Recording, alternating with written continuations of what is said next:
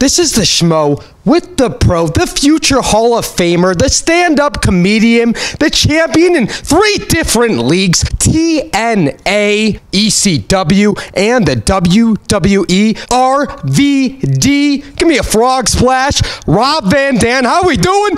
Super, dude. Super, I'm RVD. I mean, that says it all. It's a very nice shirt you got on there. Eat, sleep, smoke, repeat. Talk to me about that.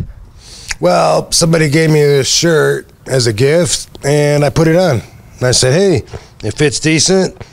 I can deal with those rules to live by." And so yeah, so I wore it. To be honest with you, it's the first time I've ever worn it. It was given to me very, very recently. So you're a semi-retired professional wrestler. Now, a lot of people don't realize how much of a grueling sport professional wrestling is. You got to be very athletic to do wrestling moves. And you're still doing it. You're a little bit up there in age. Talk to me a little bit about the life of a wrestler. Well, if you make it to the top, you're always working. Before you get to the top, you're always wanting to be at the top. So that's how it is. You start out and you're trying to work your way up. There's no promises, no guarantees. You might see a few of the guys, get up ahead of you, and that inspires you, and you stick it out. And you might have 4 people sharing a hotel room, sharing a car, splitting gas, because you might not be making that much money, but you sacrifice all that. They would call it paying your dues. And sometimes it pays off, sometimes it doesn't. When you make it to the top, which is WWE, then you can say goodbye home. The road is my new home, and you can plan on being on the road for at least 300 days if you're one of the popular wrestlers. And that means people want to see you. That means you can't be hurt. That means you got to show up in Jonesboro, Arkansas.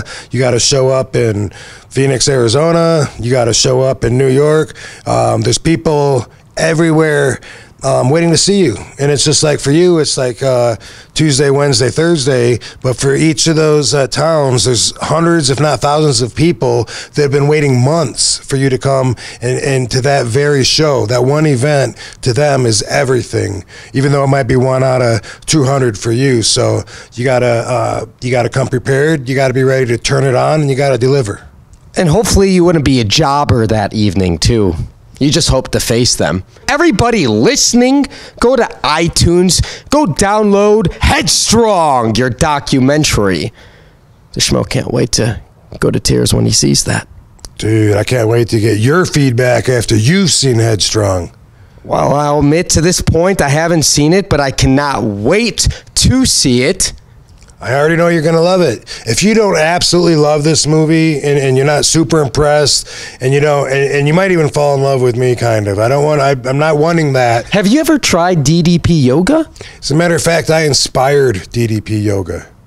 How so? Well, Diamond Dallas Page watched RVD stretching before every match back in '92 in WCW, '93, and he said, this kid's taking all these crazy bumps, falling all over the place out of the ring, and he's not getting hurt, and he's the only one stretching every day. There must be something to it. So he started stretching, and then it became a huge part of his life. He's gone on to make DDP Yoga, which, yes, I have done it with him several times, and he makes a great living from it now. How's your relationship to this moment with Stone Cold Steve Austin? Great. Steve Austin and I share something that Trish Stratus shares with us too, and that's a birthday on December 18th. I've always gotten along with Steve.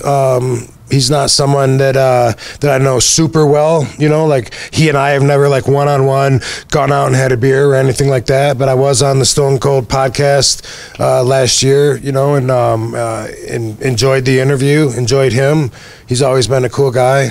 One time I busted his nose open, and he was even cool about that. Well, you got your head smashed in a lot because you take the steel chair right to the dome. Crazy guy. I did. It's been a minute since I got hit with a chair shot. I'm not wrestling nearly as much as I used to. Not wanting to do anything as much as I used to. I can still do everything. I just don't want to as much. I prefer a day off to a day on. You know what I mean? I like to chill and be comfortable. And stuff like wrestling, even working out, like that's a really intense part of the day. You know, I got to turn it on for that, but that's so I can relax the rest of my life and manage my Zen vibrations. Your Zen vibrations. Those for me would be RVD. Honestly, the Schmo's going to be back here in a week. You think we can get inside the wrestling ring? You have a wrestling ring here? I imagine you work out at one, right? Oh, if your imagination says so. I think I can find one. You show the Schmo how to do a frog splash, a 5-star frog splash? Tell you what, I can show you how to take a 5-star frog splash. We might have a wager here, folks. And lastly, I'll get you out of here on this. What's your one message for all the Schmo fans? Be better. Improve yourself.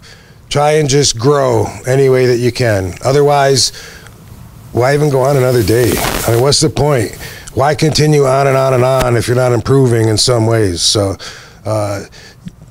get in touch with your own values, your own priorities, and your own vibration, and pay attention to what stimuli in life changes your vibration. The one and only RVD, the future Hall of Famer. He's the pro. I'm the Schmo. We're out.